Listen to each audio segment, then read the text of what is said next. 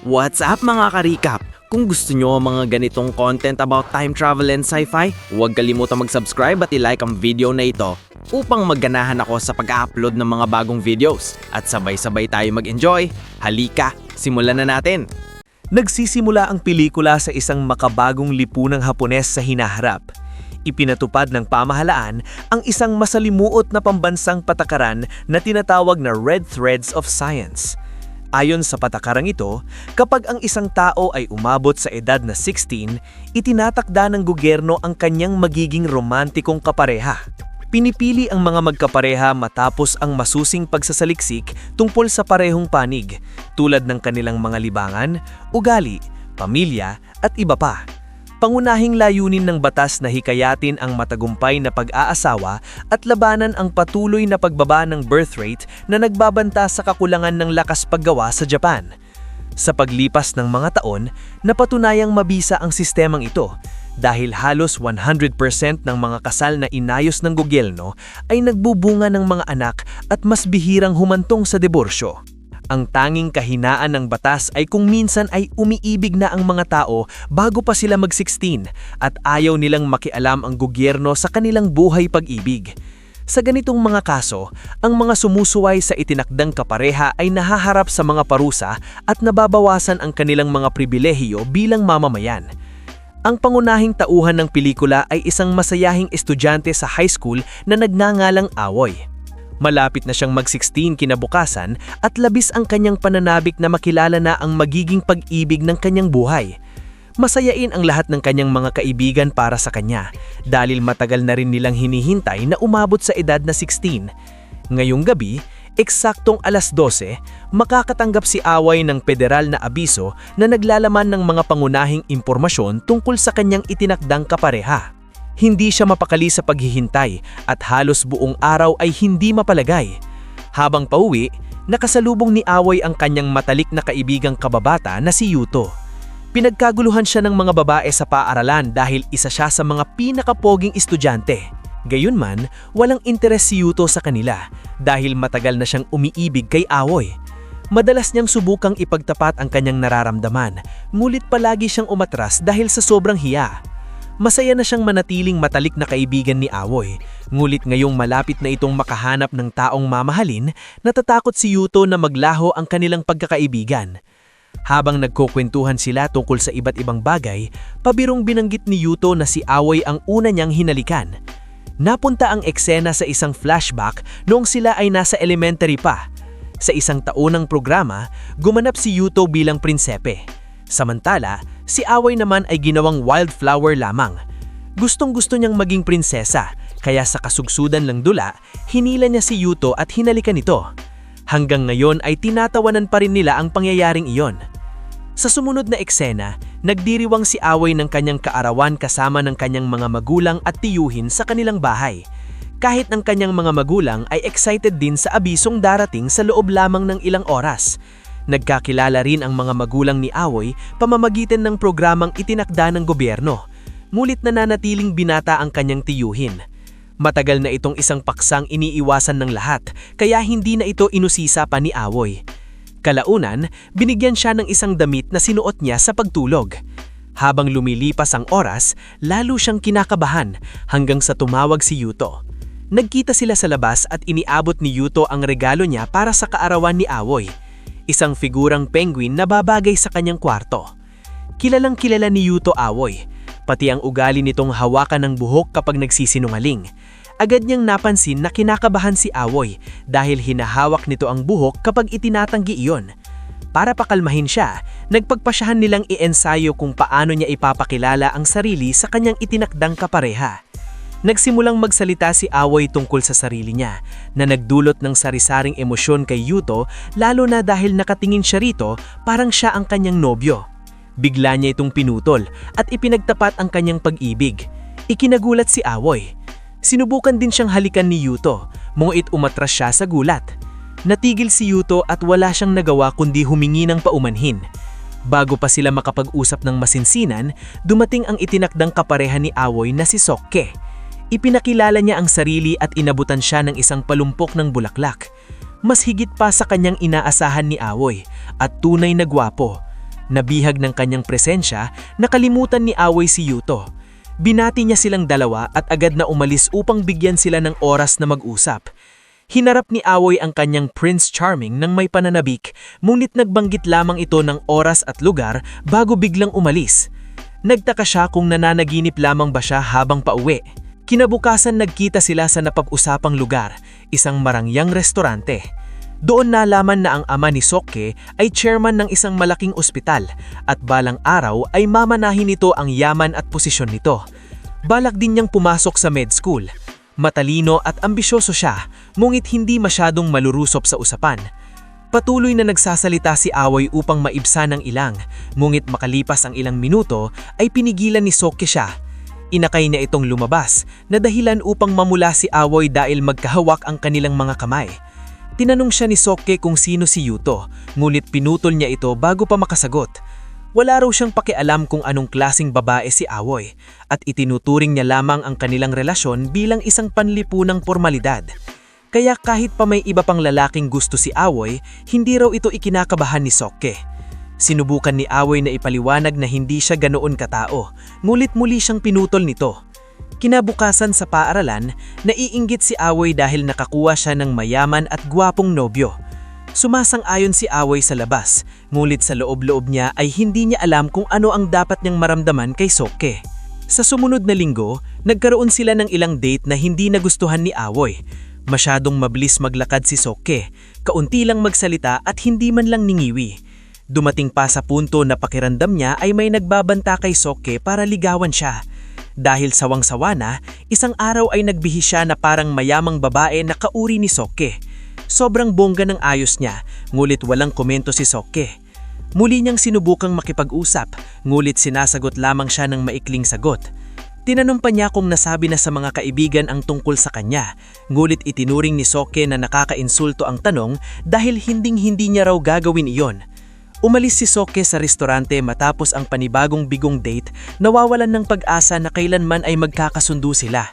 Pagkatapos, nakasalubong niya si Yuto, na nagpayo sa kanya na kilalanin ang mga magulang ni Seokhae upang maging mas makabuluhan ang kanilang mga usapin. Pumayag si Aoy at nagtungo sa bahay nito kinabukasan. Mabait ang ina ni Seokhae, ngunit istrikto ang kanyang ama. Pinayuhan niya Aoy na umasang maayos dahil malapit na siyang maging bahagi ng kanilang pamilya. Narinig ito ni Seokhae at nangingitim ng galit.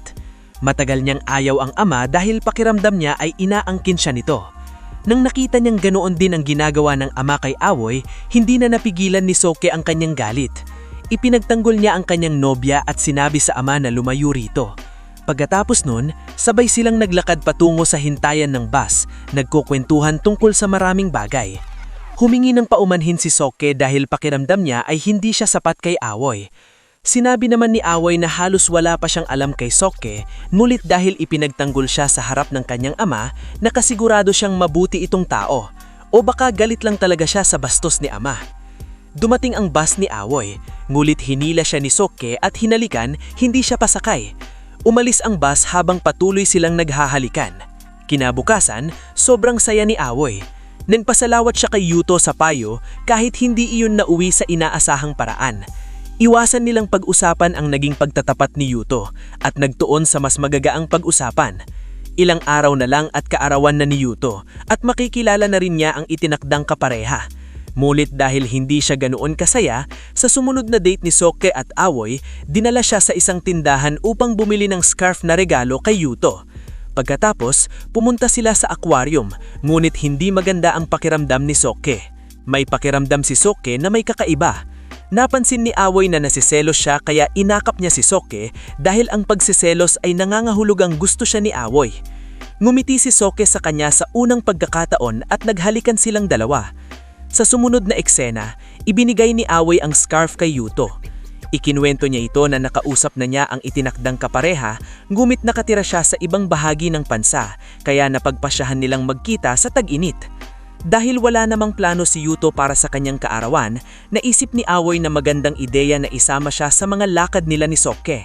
Sa simula, sobrang ilang ng date, ngumit nagsimunang mag-usap ang dalawang lalaki nang matuklasan ni Yuto na si Seokhae mismo ang pumili ng scarf. Pagkalipas ng isang oras, maayos na silang nagkakasundo, ngunit naiwan silang dalawa nang wala si Aoi. Tinanong ni Yuto si Sukuke kung alam ba nito kung ano-ano ang gusto at ayaw ni Aoi, ang mga kilos at ugali nito, ang mga pangarap nito sa buhay o anumang bagay na dapat malaman ng isang kapareha. Nakaramdam ng hiya si Sukuke dahil halos hindi niya nabigyang pansin ang kanyang kasintahan, kaya wala siyang masabi. Si Yuto naman ay isa-isang binanggit ang mga gusto ni Aoi at ipinaliwanag kung paano maaaring maging mas mabuting kapareha si Sukuke para sa kanya. Kalaunan ay nauwi sila sa pagtatalo at umalis si Yuto. Sa sumunod na mga araw, hindi pumasok si Yuto sa paaralan. Pagkatapos, isang gabi, nalaman ni Aoi na lilipat si Sukuke sa Tokyo upang mag-aral sa mas magandang unibersidad. Doon siya mananatili sa loob ng 6 na taon, kaya mapipilitan silang magkaroon ng long-distance relationship. Upang maiwasan ang pagkakahiwalay, iminungkahain ni Sukuke na magsama na lamang sila sa iisang bahay. Gayunman, posible lamang ito kung sila ay magpapakasal. Karaniwan na sa mga 16 years old ang magpakasal at magsimula ng pamilya, kaya pinag-isipan nito ni Aoi. Upang malinawan ang isip, binisita niya ang kanyang tiyuhin kinabukasan. Ikinwento nito ang tungkol sa itinakdang kapareha niya na lumipat sa ibang bansa habang sila ay magkasama pa. Hindi na ito bumalik at masayang napangasawahan ang ibang lalaki sa London.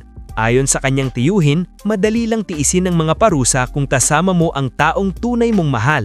Kahit may takot, naramdaman ni Aoi na handa na siyang simulan ang bagong yugto ng kanyang buhay. Sa sumunod na eksena, nasa Tokyo sina Sukuke at Aoi at dumadalaw sa isang open campus event.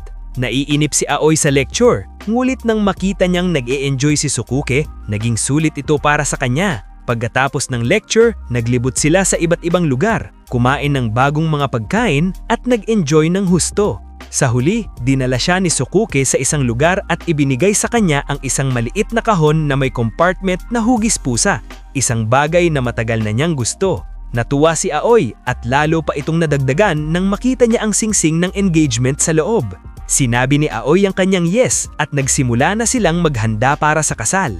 Ipinagbigay alam din niya ang proposal sa lahat ng kanyang mga kaibigan, ngulit may bahagi pa rin sa kanyang puso na pakiramdam niya ay may kulang dahil sa pagkawala ni Yuto. Sa ibang lugar, natanggap ni Yuto ang imbitasyon sa kasal maya Koreo, ngunit hindi siya nagpakita ng reaksyon. Linggo na bago ang kasal at marami pang kailangang asikasuhin si Aoi, ngunit hindi maalis sa kanyang isip ang kanyang matalik na kaibigan dahil labis niya itong namimiss. Nagkaroon din sila ng unang malaking pagtatalo ni Sukuke nang tumanggi itong payagan siyang makipag-usap sa mga magulang nito at panatilihin ang magandang ugnayan kanila. Naiintindihan ni Aoi na ayaw ni Sukuke sa kanyang ama, ngulit nais pa rin niyang bumuo ng sariling koneksyon sa mga magulang nito. Ayaw makinig ni Sukuke at palagi siyang pinapatigil tuwing napag-uusapan ang kanyang mga magulang. Ang mga mamahaling dinner date ay naging boring kalaunan nang mapagtanto nilang kakaunti lang ang mga bagay na pareho nilang gusto. Isang araw, pumunta si Aoi sa ospital ng ama ni Sukuke at kinausap ito tungkol sa kasal. Mukhang naging maayos ang pag-uusap dahil tila nagsimula ng rumispeto ng mga bangganan. Habang paalis, napansin ni Aoi si Sukuke na papunta sa opisina ng ama at sinundan niya ito. Narinig niyang nakikiusap si Sukuke sa ama na magsulat ng recommendation letter para sa isang kaibigan na nangangailangan. Hindi nagtagal, nalaman niya na ang kaibigan pala ay si Yuto at meron itong brain tumor sa ikalawang yugto. Magagawa lamang ang gamutan nito sa isang mamahaling ospital sa Tokyo, ngulit sa tulong ng recommendation letter, magkakaroon na siya ng pagkakataong iligtas ang kanyang buhay. Sa sumunod na eksena, iniabot ni Sukuke kay Yuto ang mga papeles at hinimukat siyang nawawag na mawalan ng pag-asa dahil mataas pa rin ang tsansa ng kanyang paggaling. Samantala, mag-isa naman nakaupo si Aoi sa isang parke, hindi pa rin maunawaan ang narinig niya sa ospital. Dahil ayaw ni Yuto na malaman niya ang tungkol sa sakit, nagpasa si Aoi na magkunwari ng walang alam. Napagtanto rin niya na mas mahal niya si Yuto kaysa sa inaakala niya. At sa wakas, dumating na ang araw ng kasal. Dumating ang mga bisita sa lugar kung saan handa na ang lahat ng paghahanda, ngunit huli ang nobya at ang lalaking ikakasal. Sa labas, sinalubong ni Sukuke si Aoi at pinuri ang kanyang ganda. Tinanong niya kung ano ang ikinalulungkot niya, kahit may idea na siya kung ano iyon. Nang hindi siya sumagot, tinanong niya kung si Yuto ang mahal niya. Mabilis itong itinanggi ni Aoi, ngunit hinawak niya ang buhok niya. Alam na ni Sukuke ang ibig sabihin niyon. Sinabi ni Aoi na ang kaligayaan niya lamang ang mahalaga. At kung pakiramdam niya ay mapapako siya sa isang kasal na walang pag-ibig, dapat na siyang tumakbo ng mayundin. Nangako rin siyang haharapin ang bisita at mga magulang bago niya hinimukat si Aoy na magmadali. Umiiyak, nagpasalamat si Aoy at tumakbo patungong paliparan, kung saan paalis na si Yuto patungong Tokyo para sa operasyon sa utak. Nagkita sila sa terminal at ipinahayag ni Aoy ang kanyang pag-ibig, tulad ng ginawa ni Yuto noong gabi ng kanyang 16 na kaarawan. Sa simula, nabigla si Yuto at nakiusap na bumalik na lang siya sa simbahan. Ngunit sa huli, natupad ang kanyang pangarap at naghalikanan silang dalawa. Mag-like kung katulad kita at masayang-masaya kang hindi nagtapos ang pelikulang ito sa pagkamatay ni Yuto. Mag-subscribe para sa mas marami pang ganitong video, i-on ang notifications at mag-like upang makatulong sa channel. Maraming salamat sa panonood. Sana nag-enjoy kayo mga ka-recap. Anong masasabi niyo sa movie natin ngayon? Mag-iwan ng komento sa baba. At huwag kalimutang mag-subscribe sa ating channel para sa mga new updates at uploads. Kita-kits sa susunod na kwento. Salamat at mag-iingat tayong lahat!